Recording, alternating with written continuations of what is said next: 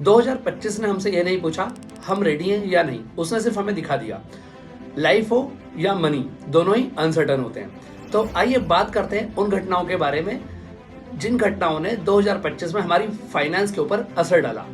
तो क्या है वो की लेसन, शुरू करते हैं। जनवरी 2025 में शेयर बाजार अपने ऑल टाइम हाई पर था और हर दूसरा बंदा नया इन्वेस्टर बन गया था। पर जैसे ही फरवरी आया मार्केट नीचे की तरफ गिरने लगा और जो नए इन्वेस्टर बने थे वो घबराने लगे। पर बात यहाँ जाके कहाँ रुकने वाली थी, जैसे ही अप्रैल आया डोनाल्ड अंकल ने, अरे अपने अमेरिका वाले चाचा, उन्होंने वापस से उनका फेवरेट गेम टेरिफ खेलना चालू कर दिया और उनके टेरिफ खेलने से दुनिया भर के शेयर बाजार फिर से गिरे।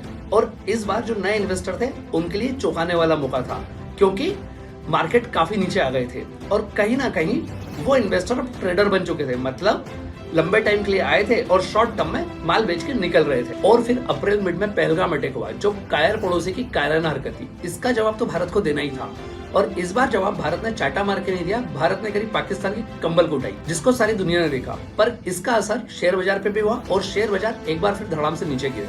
यहाँ पे एक की लेसन निकल करके आता है कि जब भी आप इन्वेस्ट करें तो आपके इन्वेस्टमेंट में धैर्य होना चाहिए और साथ में गोल होना चाहिए। अगर ये दोनों की कमी है तो आप बड़ा नुकसान उठा सकते हैं। मई में एक और दुर्भाग्यपूर्ण घटना घटी, एयर इंडिया का प्लेन क्रैश हुआ। जो लोग निकले थे अपनी मंजिल पे पहुंचने के लिए वो सपने बनकर रह गए। यहाँ पर एक और की लेसन मिलता है कि हमेशा प्लानिंग करके रखना चाहिए, जैसे हम इंश्योरेंस खरीद के रखते हैं। 2025 एक ऐसा साल रहा जहाँ आरबीआई ने इंटरेस्ट रेट को कम किया और होम लोन या सारे लोन सस्ते हुए, जिसका असर आम आदमी के ऊपर हुआ, उनकी ईएमआई कम हुई। मोदी जी भी कहाँ पीछे रहने वाले थे, उन्होंने जीएसटी कम कर दिया और बोले जी भर के खर्चा करो। जो मार्केट शुरू में रोया था, सितंबर आते आते मुस्कुराने लगा।